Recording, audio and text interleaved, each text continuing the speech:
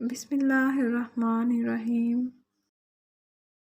Michael Jackson ایک ایسا انسان جو نظام فطرت کو شکست دینا چاہتا تھا۔ اسے 4 چیزوں سے سخت نفرت تھی۔ اسے اپنے سیاہ رنگ سے نفرت تھی۔ وہ گوروں کی طرح دکھائی دینا چاہتا تھا۔ اسے گمنامی سے نفرت تھی۔ وہ دنیا کا مشہور ترین شخص بننا چاہتا تھا۔ اسے اپنے ماضی سے نفرت تھی۔ وہ اپنے ماضی کو اپنے آپ سے کھرچ کر الگ کر دینا چاہتا تھا۔ اسے عام لوگوں کی طرح 70-80 برس میں مر جانے سے بھی نفرت تھی۔ وہ 150 سال تک زندہ رہنا چاہتا تھا۔ وہ ایک ایسا گلوکار بننا چاہتا تھا جو 150 سال کی عمر میں لاکھوں لوگوں کے سامنے ڈانس کرے، اپنا آخری گانا گائے، 25 سال کی گرل فرینڈ کے ماتھے پر بوسہ دے اور کروڑوں مداحین کی موجودگی میں دنیا سے رخصت ہو جائے۔ مائیکل جیکسن کی آنے والی زندگی ان 4 خواہشوں کی تکمیل میں بسر ہوئی۔ اس نے 1982 میں اپنا دوسرا البم تھرلر لانچ کیا۔ یہ دنیا میں سب سے زیادہ بکنے والا البم تھا۔ ایک ماہ میں اس کی 650 کروڑ کاپیاں فروخت ہوئی تھیں اور یہ grains book of world record کا حصہ بن گیا تھا۔ مائیکل جیکسن اب دنیا کا مشہور ترین گلوکار تھا۔ اس نے گمنامی کو شکست دے دی تھی۔ مائیکل جیکسن نے اس کے بعد اپنی سیاہ جلد کو شکست دینے کا فیصلہ کیا اور پلاسٹک سرجری شروع کرا دی۔ امریکہ اور یورپ کے 55 چوٹی کے پلاسٹک سرجنز کی خدمات حاصل کیں، یہاں تک کہ 1987 تک مائیکل جیکسن کی ساری شکل و صورت، جلد، نقوش اور حرکات و سکنات تبدیل ہو گئیں۔ سیاہ فام مائیکل جیکسن کی جگہ گورا چٹا اور نسوانی نقوش کا مالک ایک خوبصورت مائیکل جیکسن دنیا کے سامنے آ گیا۔ یوں اس نے اپنی سیاہ رنگت کو بھی شکست دے دی۔ اس کے بعد ماضی کی باری آئی۔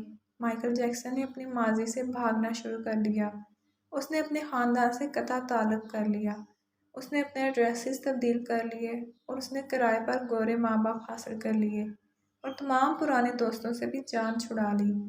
ان تمام اقدامات کے دوران جہاں وہ اکیلا ہوتا چلا گیا، وہاں وہ مصنوعی زندگی کے گرداب میں بھی پھنس گیا۔ اس نے خود کو مشہور کرنے کے لیے ایلوس پریسلے کی بیٹی لیزا میری پریسلے سے شادی کر لی۔ اس نے یورپ میں اپنے بڑے بڑے مجسمے بھی لگوائے اور اس نے مصنوعی طریقہ تولید کے ذریعے ایک نرس ڈیبی رو سے اپنا پہلا بیٹا پرنس مائیکل بھی پیدا کرا لیا۔ ڈیبی رو کے بدن سے اس کی بیٹی پیرس مائیکل بھی پیدا ہوئی۔ اس کی یہ کوشش بھی کامیاب ہو گئی۔ اس نے بڑی حد تک اپنی ماضی سے بھی جان چھڑا لی۔ لہٰذا اب اس کی آخری خواہش کی باری تھی۔ وہ 150 سال تک زندہ رہنا چاہتا تھا۔ مائیکل جیکسن طویل عمر پانے کے لیے دلچسپ حرکتیں کرتا تھا۔ مثلاً وہ رات کو آکسیجن ٹینک میں سوتا تھا۔ وہ جراثیم، وائرس اور بیماریوں کے اثرات سے بچنے کے لیے دستانے پہن کر لوگوں سے ہاتھ ملاتا تھا۔ وہ لوگوں میں جانے سے پہلے منہ پر ماسک چڑھا لیتا تھا۔ وہ مخصوص خوراک کھاتا تھا اور اس نے مستقل طور پر 12 ڈاکٹر ملازم رکھے ہوئے تھے۔ یہ ڈاکٹر روزانہ اس کے جسم کے ایک ایک حصے کا معائنہ کرتے تھے۔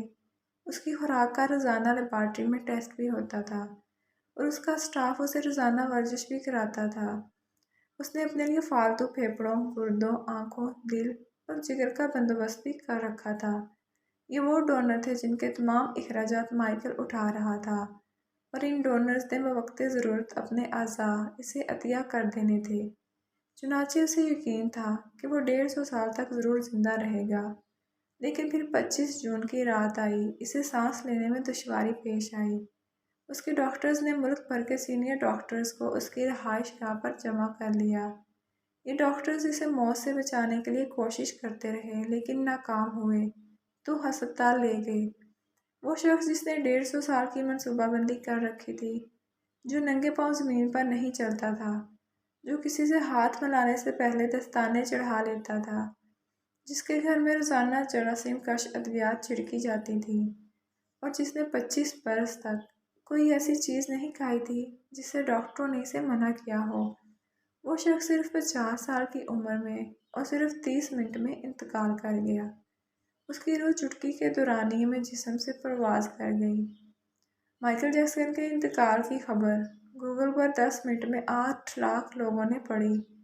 یہ گوگل کی تاریخ کا ریکارڈ تھا اور اس ہیوی ٹریفک کی وجہ سے گوگل کا سسٹم بیٹھ گیا اور کمپنی کو 25 منٹ تک اپنے صارفین سے معذرت کرنا پڑی۔ مائیکل جیکسن کا پوسٹ مارٹم ہوا تو پتہ چلا کہ بہت زیادہ احتیاط کی وجہ سے اس کا جسم ڈھانچہ بن چکا تھا۔ وہ سر سے گنجا ہو چکا تھا۔ اس کی پسلیاں ٹوٹی ہوئی تھیں۔ اس کے کولے، کندھے، پسلیوں اور ٹانگوں پر سوئیوں کے بے تحاشا نشان تھے۔ وہ پلاسٹک سرجری کی وجہ سے پین کلرز کا محتاج ہو چکا تھا۔ چنانچہ وہ روزانہ درجنوں انجیکشن لگواتا تھا، لیکن یہ انجیکشنز، یہ احتیاط اور یہ ڈاکٹرز بھی اسے موت سے نہیں بچا سکے، اور وہ ایک دن چپ چاپ اس جہاں سے چلا گیا اور یوں اس کی آخری خواہش پوری نہ ہو سکی۔ مائیکل جیکسن کی موت ایک اعلان ہے۔ انسان پوری دنیا کو فتح کر سکتا ہے، لیکن وہ اپنے مقدر کو شکست نہیں دے سکتا۔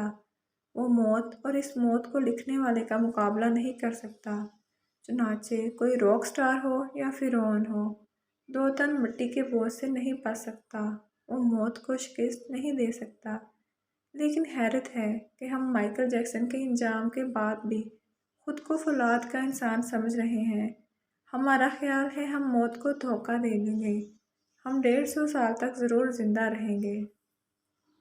اللہ کریم ہمیں عمل کی توفیق بخشے اور اپنے حفظ و امان میں رکھے۔